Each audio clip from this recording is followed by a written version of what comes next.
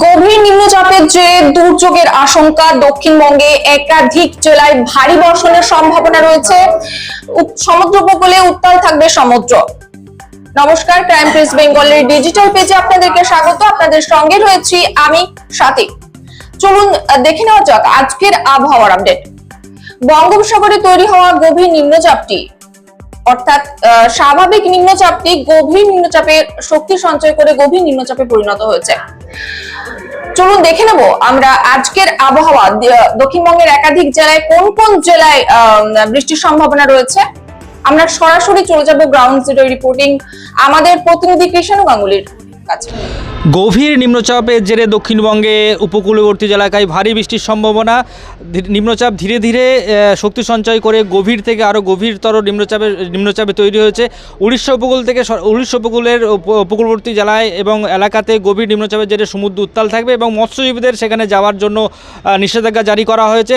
সঙ্গে সঙ্গে আমরা দেখে নেব আজকে দক্ষিণবঙ্গের আবহাওয়া কেমন থাকবে। আজ জুলাই মাসের 6 তারিখ 2026 এবং বাংলার 21 তারিখ। তো সেই জায়গাতে আজকে বিগত কয়েকদিন ধরেই এই বৃষ্টি চলে আসে দক্ষিণবঙ্গে, তার পাশাপাশি উত্তরবঙ্গেও বৃষ্টি চলছে। কিন্তু আস্তে আস্তে যে নিম্নচাপ তৈরি হয়েছে, নিম্নচাপ আজকে গভীরতা থেকে আরও বেশি গভীর হয়েছে এবং তার সাথে সাথে বৃষ্টির যে প্রবণতা সেটাও বেড়েছে। তো দক্ষিণবঙ্গের নানা জেলাতে বৃষ্টি হচ্ছে, সাথে সাথে উত্তর চব্বিশ পরগনা, দক্ষিণ চব্বিশ পরগনা, কলকাতা থেকে হুগলি এবং দীঘা সমুদ্র উপকূলবর্তী এলাকাতেও বৃষ্টির প্রভাব আরও বেড়েছে।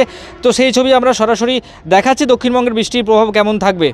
আমি ক্যামেরাম্যানের সাথে দেখাতে বলবো আজকে ওয়েদার কি অবস্থায় আছে।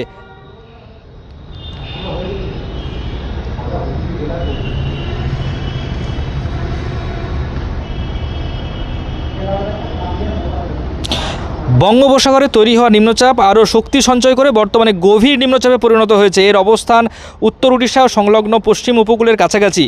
এর প্রভাবে ইতিমধ্যে দক্ষিণ চব্বিশ পরগনা এবং পূর্ব মেদিনীপুর বিভিন্ন এলাকায় দফায় দফায় ভারী বৃষ্টি শুরু হয়েছে। আবহাওয়াবিদদের মতে আগামী কয়েকদিন এই পরিস্থিতি বজায় থাকতে পারে। সমুদ্র ক্রমশ উত্তাল হচ্ছে, তাই মৎস্যজীবীদের বিশেষ সতর্ক করা হয়েছে যাতে সমুদ্রে না যাওয়া হয়। এর সাথে সাথে দক্ষিণবঙ্গের নানা জেলায় বৃষ্টি শুরু হয়েছে। পূর্বাভাস দিয়েছে আলিপুর আবহাওয়া দপ্তর। আলিপুর আবহাওয়া দপ্তরের পূর্বাভাস অনুযায়ী কলকাতা, হাওড়া, উত্তর চব্বিশ পরগনা, দক্ষিণ চব্বিশ পরগনা, পূর্ব মেদিনীপুর সহ ঝাড়গ্রাম, পুরুলিয়া জেলায় ভারী বৃষ্টির সম্ভাবনা রয়েছে। পাশাপাশি বজ্র বিদ্যুৎ সহ বৃষ্টি এবং ঘন্টায় 40 থেকে 50 কিলোমিটার বেগে দমকা ঝোড়ো হাওয়া বওয়ারও সম্ভাবনা দেখা যাচ্ছে। কলকাতাতেও বৃষ্টি শুরু হয়েছে। মাঝারি থেকে ভারী বৃষ্টি চলছে কলকাতাতেও। গভীর নিম্নচাপ সর্বোচ্চ প্রভাব পড়েছে উত্তর উড়িষ্যা, ছত্তিশগড় বিস্তীর্ণ অংশে। তবে এই প্রভাব মঙ্গলবার এবং বুধবার কিছু সময় অবধি মঙ্গলবার থাকছে, তার সাথে বুধবারও চলতে পারে হালকা থেকে মাঝারি বৃষ্টি।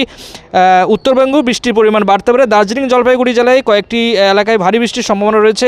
এছাড়া কোচবিহার, আলিপুরদুয়ার, কালিম্পং, উত্তর দক্ষিণ দিনাজপুর, মালদহ সহ অন্যান্য জেলাতেও বজ্র বিদ্যুৎ সহ বৃষ্টির পূর্বাভাসও দিয়েছে আলিপুর আবহাওয়া দপ্তর।